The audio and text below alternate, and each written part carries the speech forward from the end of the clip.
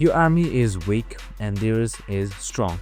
So stop fighting. Your new strategy is called AI baiting. This is how you make the AI simply fight for you and not against you in Game of Thrones Kingsroad.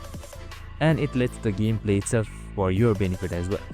So on the Kingsroad map, enemy player, armies and neutral monsters will attack anything in range.